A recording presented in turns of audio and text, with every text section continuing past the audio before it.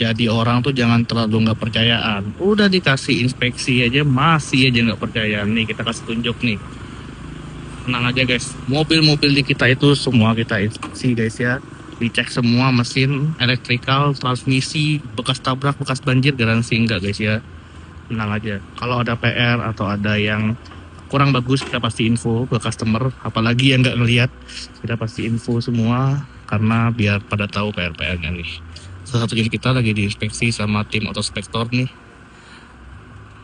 buat dicek kondisi mesin, transmisi dan lain-lainnya.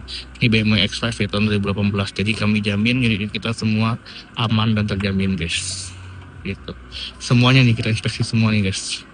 Ada beberapa unit yang baru masuk belum diinspeksi sama Otospector tapi sudah diinspeksi sama tim internal kita dan kita jamin kalau sampai misalnya inspeksi dari Otospector beda sama inspeksi dari tim internal kita bisa berani balikin DP kalian guys.